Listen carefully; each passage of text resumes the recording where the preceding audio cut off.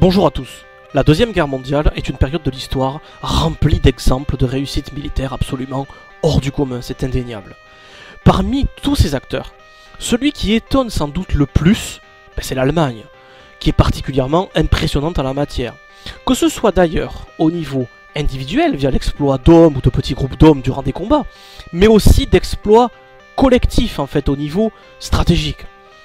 Dans ma vidéo sur Stalingrad, que je vous invite à consulter si ce n'est pas déjà fait, j'ai eu l'occasion de vous décrire plusieurs de ces exploits. Extrait. L'ennemi, écrivait-il, donc ce soldat qui raconte, avait coutume d'attaquer à l'aube et au crépuscule, après une intense préparation d'artillerie et des tirs de mortier. Donc ces hommes, ils sont harcelés constamment. S'ils nous prenaient 2 ou 3 retranchements, nous nous efforcions de les reprendre ensuite. Le 30 décembre, après de nombreuses attaques de ce genre, je reçus ordre de me porter en avant avec mon groupe. Mes 9 hommes, avec leurs mitrailleuses, réussirent à mettre en échec l'attaque suivante menée par 300 Russes. L'exploit extraordinaire, rapporté dans le livre, page 356, d'un homme seul, un Allemand seul, qui tient sa position, il est tout seul le gars, il arrive à repousser une attaque russe, c'est complètement incroyable, de 28 chars. Et il en détruit 15 tout seul. Donc voilà, un homme qui a les orteils et les doigts probablement gelés, dont toute l'unité est morte, qui n'a pas de nourriture depuis des semaines, ou très peu, dans des conditions misérables de vie. Tout seul, il repousse une attaque de 28 chars russes, il en détruit 15. Bon. Alors bien sûr, ce sont quelques exploits individuels pris à part que nous venons de voir, et toutes les nations en ont connu. Mais la proportion en ce qui concerne l'armée allemande reste frappante, surtout quand on considère le niveau collectif, c'est-à-dire stratégique en fait. La vitesse de sa victoire contre la Pologne, par exemple, mais surtout celle contre la France, étonne toujours aujourd'hui les historiens qui rivalisent d'explications diverses et variées.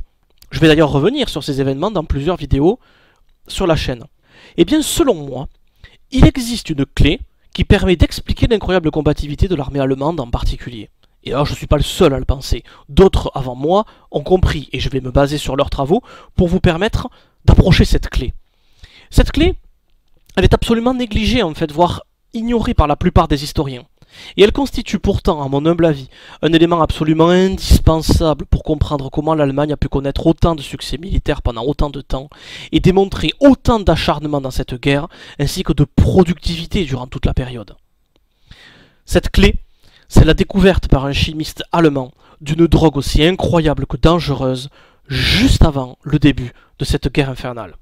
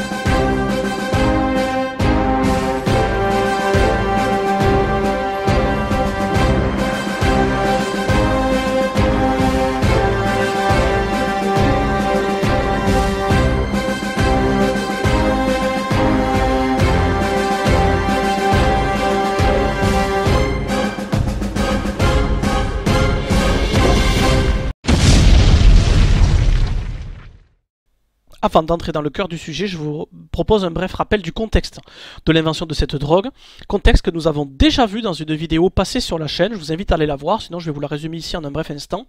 En gros, le 19e siècle voit naître une immense industrie chimique en Allemagne, associée à un système scolaire particulièrement performant. Le dépeçage ensuite de son empire lié à sa défaite en 1918 prive donc cette Allemagne de ses sources d'approvisionnement en remontant naturel. Elle n'a plus d'empire, le thé, le café, toutes ces sortes d'ingrédients sont extrêmement chers et indisponibles pour elle. Donc, elle devient dans les années 20 la plaque tournante des remontants chimiques, en fait de la drogue, dans le monde, car le contexte de mélange de cette super industrie scolaire et de cette industrie chimique avec l'absence de remontants naturels fait qu'elle cherche des remontants synthétiques et qu'elle invente plein de drogues et que donc tout le monde va là-bas pour consommer des drogues. Ce qui fait que le nazisme va trouver un terrain de développement dans la réaction aux années dites folles, associées à la surconsommation de drogue et à des mœurs dites dissolues en Allemagne à cette époque. grâce notamment à l'image médiatique d'un Führer réfractaire à tous les plaisirs terrestres, présenté comme quelqu'un d'anti-drogue, qui ne fume pas, qui ne boit pas, qui n'a même pas de femme, etc. Enfin vraiment l'archétype du bourreau de travail. Et on verra que beaucoup plus tard, dans une vidéo que je vous propose, même plusieurs, je vous proposerai beaucoup plus tard, qu'il n'en est en fait absolument rien. Mais pour l'heure, je me base essentiellement pour cette vidéo au passage, je vous le dis, sur L'Extase Totale, un livre produit par Norman Ohler, Le Troisième Reich, les Allemands et la drogue, mais c'est pas le seul livre, je citerai en fin de vidéo d'autres sources sur le même sujet. Hitler, enfin, dès son arrivée au pouvoir, va mettre en place la suppression du secret médical, instaurer une politique sanitaire extrêmement stricte et accuser les juifs d'être des pourvoyeurs de drogue dans la société, ainsi que de mœurs dissolues, voire même dans sa propagande, les accuser d'être littéralement eux-mêmes une drogue. Ça c'est quand même assez puissant, bourrin, extrêmement mauvais signe. Voilà un petit peu le contexte. Et donc, cette drogue, en fait, la pervitine, qu'est-ce que c'est? La découverte de la pervitine, alors je vous mets ici à gauche le résumé de le plan de la vidéo, vous verrez à chaque fois en jaune où on en est, mais vous allez voir, ça va vite. L'État nazi cherche les moyens d'augmenter la productivité de son industrie. Les travailleurs travaillent pas assez, il n'y a plus de café, il n'y a plus de thé, bon voilà. Le docteur Fritz Schild, chef du département de pharmacologie des usines Temmler, et donc il est à la recherche d'un productivisant, vraiment quelque chose qui rend les hommes beaucoup plus capables d'effectuer des tâches répétitives rapidement dans les usines, etc. Et à l'automne 1937, il découvre un nouveau procédé pour synthétiser la méthamphétamine. Les usines Temmler déposent le brevet le 31 octobre 1937, vous voyez qu'on est très près du début de la Deuxième Guerre mondiale, et ce brevet sera déposé sous le nom de pervitine. Et donc la pervitine, ses effets sur l'homme. Le consommateur se sent parfaitement réveillé et a l'impression d'un regain d'énergie. Ses sens sont affûtés, il a le sentiment d'être plus vivant, électrisé jusqu'au bout des doigts. La confiance en soi s'en trouve accrue, on croit penser en accélérer. S'ensuit une impression d'euphorie, de légèreté et de fraîcheur. L'organisme est en état d'alerte, mobilisant toutes les ressources disponibles comme pour faire face à un danger immédiat. Donc ça, c'est à l'époque les premiers résultats des tests de la pervitine sur l'homme. C'est une sorte de coup de fouet artificiel. L'effet dure ainsi très longtemps, souvent plus de 12 heures, constatent les premiers médecins, les premiers scientifiques, les premiers chimistes qui testent ça. Et donc, la pervitine va commencer son entrée dans la société allemande via une campagne publicitaire absolument inédite pour l'époque. La firme Temmler charge la société publicitaire Might & Son d'en faire la promotion. Des affiches apparaissent partout dans Berlin. Je vous en ai mis ici. Sont avertis par courrier avec échantillon tous les praticiens de Berlin. Absolument tous les médecins, absolument tous les infirmiers, absolument tous les personnels hospitaliers. Les gros cabinets médicaux, les hôpitaux de tout le pays. Tout le monde reçoit l'information que une nouvelle substance vient d'être découverte aux propriétés apparemment miraculeuses. Un remède universel. La pervitine promet de lutter contre la dépression, le manque de confiance en soi, les problèmes de tension, le manque d'énergie, l'envie de dormir, le manque de joie de vivre, la frigidité féminine, le manque d'alcool, le manque de cocaïne et divers opiacés. On l'utilise carrément comme palliatif à la consommation d'autres substances considérées, elles, comme des drogues. La pervitine, à ce moment-là, n'est pas du tout vue comme une drogue. On vient au contraire, dans l'esprit des Allemands à l'époque, de découvrir une substance un peu miracle qui sert à peu près à régler tous les problèmes, comme une super vitamine. Et donc, sur ordonnance, tous les pharmacologistes vont se servir de ça pour, dès que quelqu'un vient les voir, dès que quelqu'un va voir un médecin, etc., aux hôpitaux, on donne ça au moindre problème. Ça va carrément devenir un stabilisateur pour le régime. Le monde médical voit dans ce nouveau médicament un moyen d'enrayer les baisses de régime et de permettre d'intégrer au monde du travail les simulateurs, les tirs au flanc, les râleurs et les grincheux. Il est question ici que tout le monde travaille. Vous voyez, tous ceux qui veulent faire autre chose de leur vie que travailler 70 heures par semaine comme horizon de son bonheur, hors de question. Et donc on leur donne ça pour les envoyer au travail. Nous vivons, après tout, dans une époque en flux tendu qui exige un haut rendement et impose de grands devoirs comme jamais auparavant.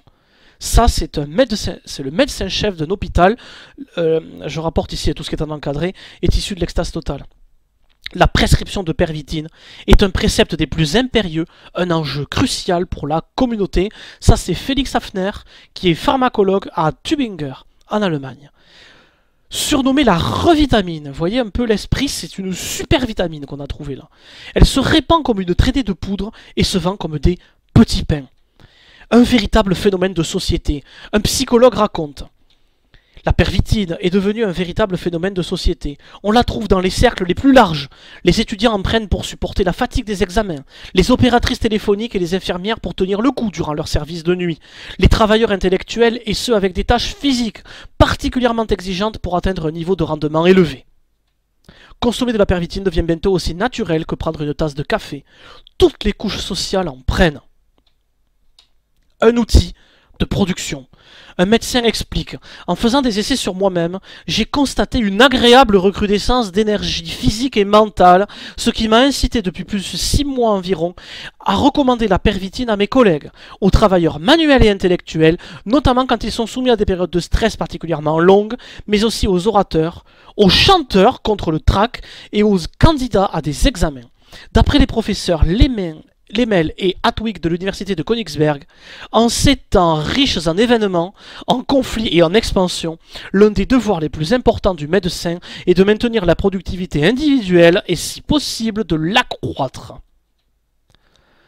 Des pralinés à la pervitine. Chaque chocolat contient la dose de 5 comprimés classiques de 14 mg. Je ne suis pas un expert des doses de cette substance, mais en tout cas, ce que j'ai bien compris, c'est que c'est des doses absolument énormes en termes de consommation. Vous voyez, les industriels, les fabricants de chocolat en mettent dans leur praliné. C'est quelque chose qui est devenu complètement commun. On recommande d'en manger 3 à 9, tout en précisant que contrairement à la caféine, ces chocolats sont sans danger. Au passage, méfiez-vous, vous savez, quand on vous dit quelque chose est sans danger. J'ai tellement vu d'exemples, à force d'étudier l'histoire, de nouveautés qui sont apparues sans danger, vous voyez. Au final, de temps en temps, c'était une chose extrêmement dangereuse.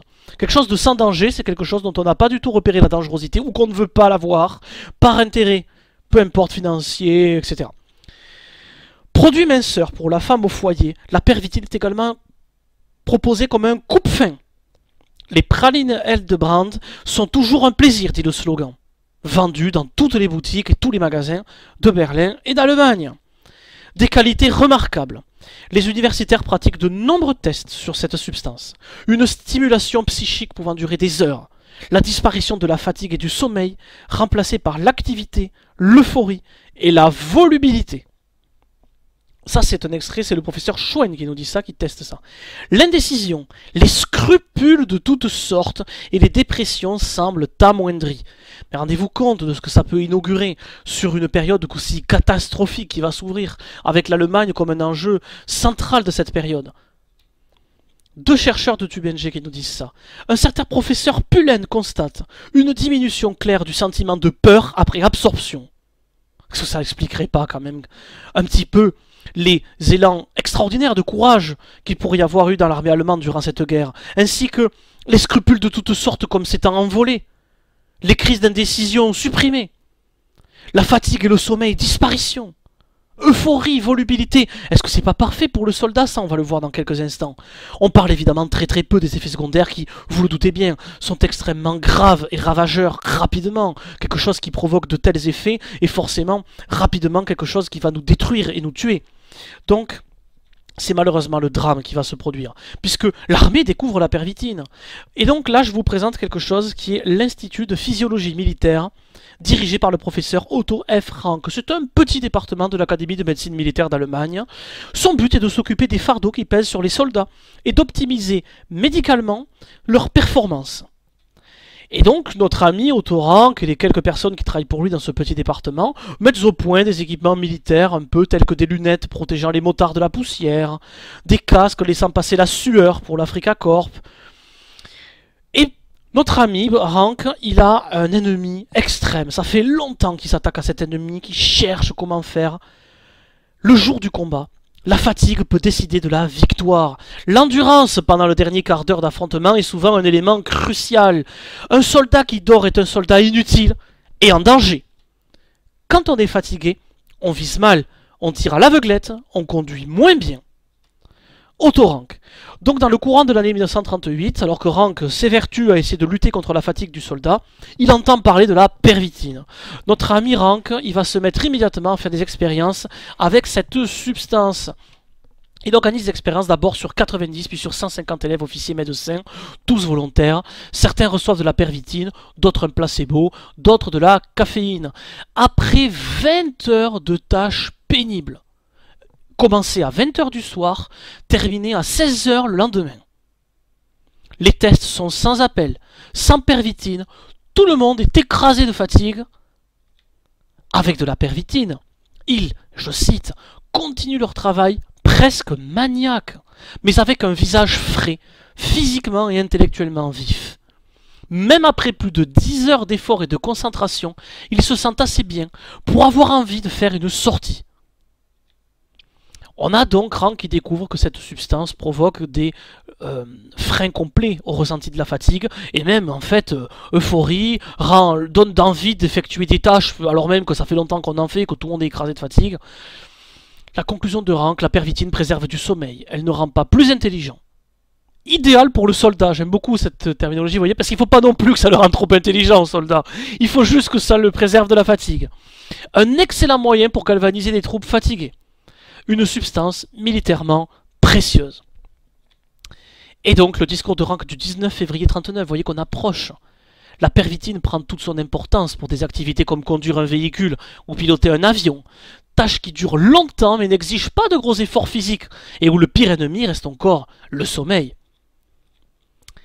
Les effets dangereux, vous vous doutez bien, commencent à apparaître, puisque toute la société allemande commence à prendre ça de près ou de loin, quotidiennement. Une salle à l'université de Munich est aménagée pour ce qu'on appelle désormais les cadavres à pervitine, les étudiants en surdose. Certains résultats d'examen sont si mauvais qu'une personne dans un état normal ne peut fournir de telles copies. Après en avoir trop pris, on se met à délirer, à raconter n'importe quoi, on n'arrive plus à écrire. Rank tente de réagir. Il annule des tests prévus. Il commence à mettre en garde contre les risques de dépendance qu'il constate. Il essaie de faire bannir la pervitine des campus universitaires, constatant les dégâts sur les étudiants qui en prennent depuis plusieurs semaines et qui se transforment en véritable loques humaines. Trop tard, la guerre est imminente. Une arme à double tranchant. La pervitine se répand dans toutes les casernes. Il n'y a pas de stock officiel organisé par l'armée. Pas encore, nous verrons dans la suite de cette série de vidéos, parce qu'il y aura de suite à ça, qu'après ce sera différent. Les médecins des troupes préparent leur matériel, ils raflent des stocks entiers dans les pharmacies. Vous voyez, c'est un petit peu à l'initiative des médecins de troupes. Certains en ont entendu parler, trouvent que c'est merveilleux, en prennent plein, en raflent des stocks un peu partout pour leurs unités. D'autres s'en méfient, en prennent un petit peu, mais pas beaucoup. D'autres n'en prennent pas trop. Tout ça est un petit peu anarchique, même si globalement, les unités en disposent, avec des médecins plus ou moins regardants et plus ou moins favorables à la consommation ou à la surconsommation. C'est évidemment utilisé comme une arme à double tranchant que de donner aux troupes un nouveau médicament sans restreindre son emploi au cas d'urgence. C'est Rank qui dit ça, et il dit ça une semaine tout pile avant le début de la Seconde Guerre mondiale qui commence, vous le savez, par l'attaque allemande sur la Pologne. Et donc, un commentaire, bref, c'est que les effets dangereux des méthamphétamines connus aujourd'hui, puisque la pervitine, vous l'avez compris, en fait, ce sont des méthamphétamines aujourd'hui. Et donc, en fait, ces méthamphétamines, elles provoquent très rapidement des troubles extrêmes sur l'être humain. Des troubles du langage et de la concentration. Au bout d'un moment, on n'arrive plus à parler. On ne comprend plus rien à ce qui se passe. On n'arrive plus à se concentrer, ne serait-ce que quelques instants sur quelque chose. On a une dégradation complète de la mémoire, on ne se rappelle plus de rien. Quel jour on est, qu'est-ce qui s'est passé la veille, une heure avant. Des sentiments et du système de récompense. C'est-à-dire que les sentiments sont troublés. On ne sait plus si on ressent de la peur ou de la joie. Tout se mélange.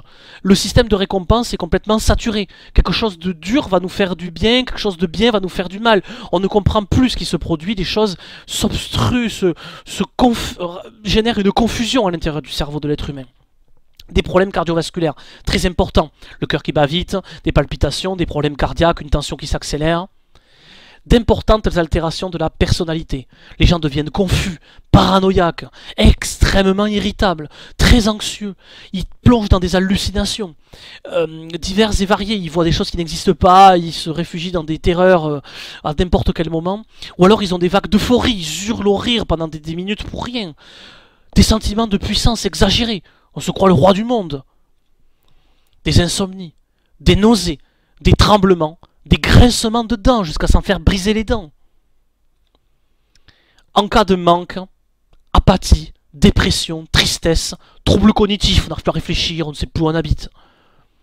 le début d'un drame. Rendez-vous compte, toute la société allemande se met à consommer ça, et là l'armée se met à prendre ça, à rafler des stocks, tous les pharmaciens, les infirmiers militaires se mettent à rassembler ça pour leurs unités juste avant le début de la guerre, alors qu'on découvre à peine les effets secondaires, et qu'on va tomber, l'Allemagne va tomber dans une situation où elle va être en proie à un chaos militaire généralisé, avec des bombardements sur son sol, avec un besoin de toujours plus d'armes et de munitions, toujours plus d'ennemis à combattre, toujours plus de batailles à mener, toujours plus d'hommes mobilisés. Vous comprenez bien que dans ce contexte, ça va pas être le début du quart du souci de qui que ce soit que de s'intéresser aux effets dangereux d'une telle substance. On donne tout ce qu'on peut aux soldats, aux hommes, pour faire tout ce qu'on peut pour gagner la guerre au plus vite, et pour sortir de la situation infernale dans laquelle l'Allemagne va être plongée, par la faute de ce régime absolument abject.